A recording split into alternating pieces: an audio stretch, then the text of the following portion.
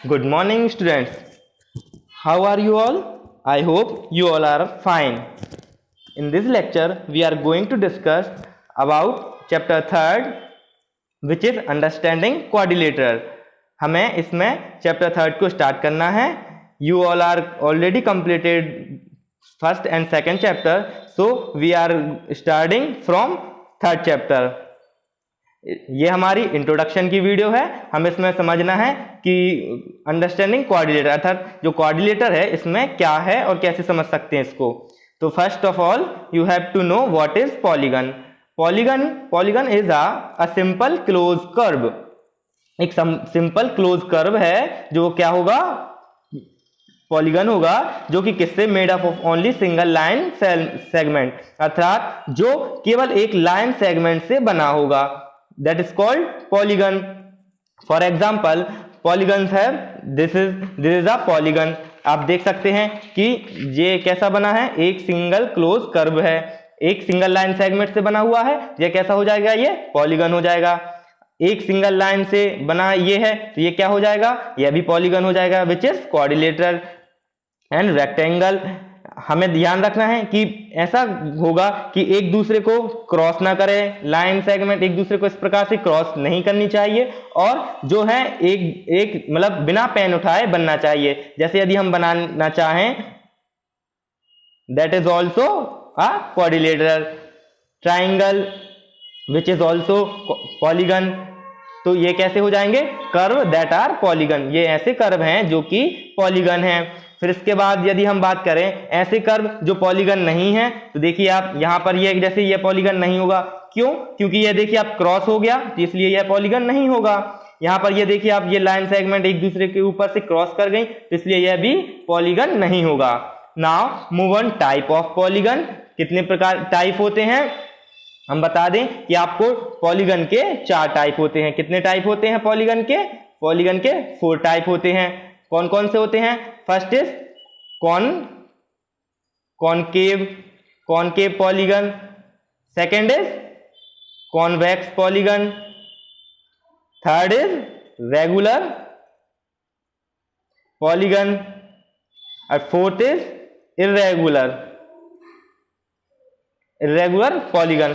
तो concave polygon कौन से होते हैं? कॉनकेव पॉलीगन वे होते हैं जिनमें कम से कम एक एंगल 180 डिग्री से ग्रेटर होना चाहिए. कितना? कम से कम एक एंगल. फॉर एग्जाम्पल यदि हम ऐसा एक डायग्राम ड्रॉ करें, आप इसमें देखिए ये वाला जो एंगल है कितना है, 180 से ज्यादा है, इसलिए ये कैसा हो जाएगा, यह एक कॉनकेव पॉलीगन होगा. कैसा होगा? Concave polygon. And second is convex polygon. यदि हम कॉन्वेक्स पॉलीगन की बात करें तो कॉन्वेक्स पॉलीगन के लिए फॉर एग्जाम्पल इसमें all angles are smaller than 180 degree. Okay, तो इसमें कैसे, फॉर एग्जाम्पल यदि हम कोई भी क्वाड्रिलेटर बनाते हैं, इसके देखिए आप चारों एंगल कैसे हो जाएंगे, इसके 180 से छोटे होंगे. यदि हम और भी एग्जांपल लें, यदि इसके लिए हम यह लेते हैं तो इसके भी देखिए अब चारों एंगल क्या हैं, 180 से, तीनों एंगल कैसे हैं, 180 से कम है, इसलिए यह भी कैसा होगा, कॉन्वेक्स पॉलीगन होगा. Now move on third type is regular polygon. What is regular polygon? Regular polygon की डेफिनेशन होती है कि इसमें क्या होता है, all side are equal and angle also. इसमें ऑल साइड इक्वल होती हैं और एंगल्स आर इक्वल होते हैं. इसके लिए हम एग्जांपल ले लेंगे. जैसे आपने ये लिया तो इसके क्या हो जाएंगे, चारों एंगल 90 के होंगे. ओके, तो ये कैसे हो जाएंगे, सेम एंगल हो गए और साइड कैसी होंगी इसकी, सेम होंगी. तो ये कैसा हो जाएगा, एक रेगुलर पॉलीगन होगा. आप बुक में देखिए रेगुलर पॉलीगन के हम इसमें एग्जांपल लेते हैं. यहां पे देखिए आप, ये देखिए रेगुलर पॉलीगन है, आप देखिए तीनों साइड सेम है and angle are also same. And next is burg, यह स्क्वायर, इसके भी देखिए आप सेम है, इसलिए यह कैसा हो जाएगा, एक कॉनकेव, यहां पर रेगुलर पॉलीगन हो जाएगा. और fourth type is irregular polygon. इसकी क्या होती है, all side are not equal, okay, all side are not equal. तो इसमें कैसा हो जाएगा, ये इर्रेगुलर पॉलीगन हो जाएगा। फॉर एग्जांपल यदि हम एक ट्रेपेजियम लें जो कि इस प्रकार से ड्रॉ होगा, तो इसके देखिए आप, ये एंगल ग्रेटर देन 90 है एंड ये लेस देन 90 है, तो इसलिए ये कैसा हो जाएगा, एक इर्रेगुलर पॉलीगन होगा। चलिए हम मूव ऑन करते हैं। नेक्स्ट है, इसमें है आपको यहाँ पर इसमें समझना है, बुक में देखिए आप पेज नंबर 38 पर समझना है व्हाट इज ट्राइंगल, जिसके 3 साइड होती है वह ट्राइंगल कहलाता है। 4 साइड है तो क्वाड्रिलेटरल हो जाएगा। 5 साइड है आप काउंट कर लीजिए तो पेंटागन हो जाएगा।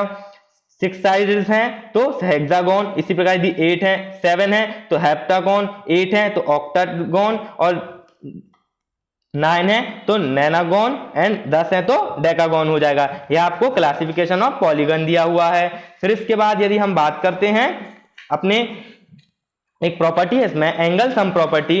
एंगल सम प्रॉपर्टी क्या है, एंगल सम प्रॉपर्टी में कि यदि हम डिस्कस करें एंगल सम प्रॉपर्टी, तो इसमें आपको बता दें कि जैसे यदि हम किसी भी क्वाड्रिलेटर को लेते हैं तो इसमें क्या है, यदि हम इसके एंगल्स को नाम दे दें A B C and D, तो इसमें जो चारों एंगल होंगे, angle A plus angle B plus angle C plus angle D is equal to 360 degree.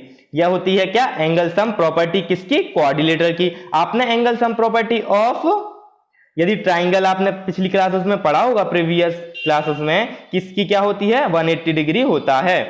Now अब हम मूव ऑन करेंगे फर्स्ट क्वेश्चन पर, which is give here are some figure. हमें एक्सरसाइज 3.1 में कुछ फिगर दिए हुए हैं, इसमें हमें बताना है कि कौन सा सिंपल कर्व है, कौन सा सिंपल क्लोज कर्व है, कौन सा पॉलीगन है, कौन सा कॉन्वेक्स पॉलीगन है और कौन सा कॉनकेव पॉलीगन है।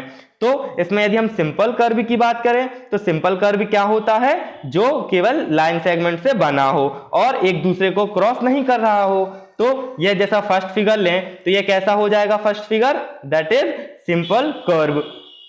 Second is also simple curve but third is not simple curve, because ये आप देखिए अलग अलग, ये आपको एक सर्कल ड्रॉ करेंगे तो आपको पेन को अप करना होगा और फिर आप अगला सर्कल को ड्रॉ कर पाएंगे, इसलिए यह कैसा हो जाएगा, यह सिंपल कर्व नहीं होगा। तो सिंपल कर्व, और फिर फोर्थ भी नहीं होगा क्योंकि यहां पर लाइन क्रॉस कर गई।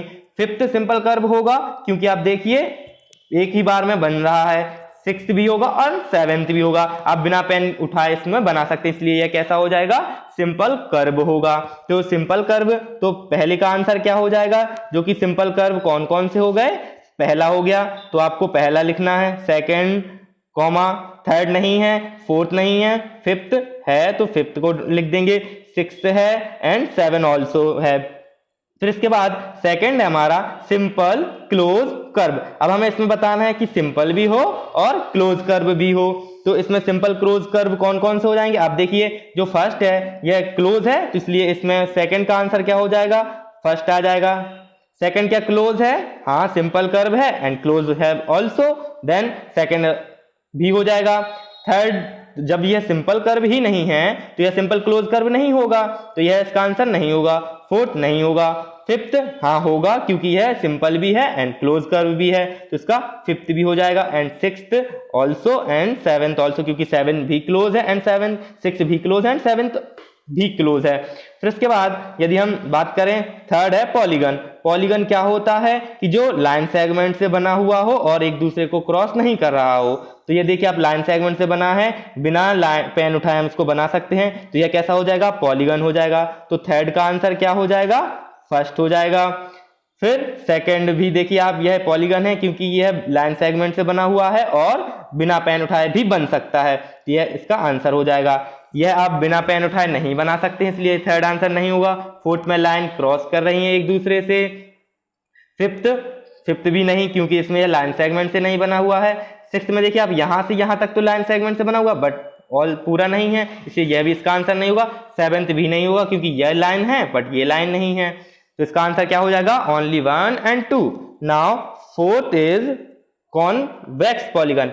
व्हाट इज कॉन्वेक्स पॉलीगन, हमने अभी डिस्कस किया था। कॉन्वेक्स पॉलीगन वह होगा जिसके all angles are smaller than 180 degree, then that is convex. तो आप देखिए इसमें क्या 180 से कम है सारे एंगल? नहीं, क्योंकि ये वाला एंगल जो है यहां से यहां तक ये 180 से ज्यादा है, इसलिए ये कैसा हो गया? ये कॉनकेव हो गया। तो इसको छोड़ देंगे। ये देखिए आप, इसमें ये एक पॉलीगन है और इसके चारों क्या है? 180 से कम है। तो इसका आंसर क्या हो जाएगा? फोर्थ का सेकेंड ओनली। ये ए है, ये बी है, ये सी है, ये डी है, एंड नाउ ई इज क्या है? इसमें हमें बताना है कॉनकेव। कॉनकेव में 180 डिग्री से बड़ा होता है, तो 180 डिग्री से बड़ा क्या है यहाँ पर? ये देखिए आप, पहला जो है यह 180 से यहाँ पे बड़ा है, तो यह कैसा हो जाएगा? एक कॉनकेव पॉलीगन हो जाएगा। तो इसका आंसर क्या हो जाएगा? ए फर्स्ट। तो यह आपका फर्स्ट क्वेश्चन कंप्लीट हो गया। Okay, now you have to note down this, and any doubt you have, then you can drop message in group and ask me. I am Ashu, your maths teacher. Thanks.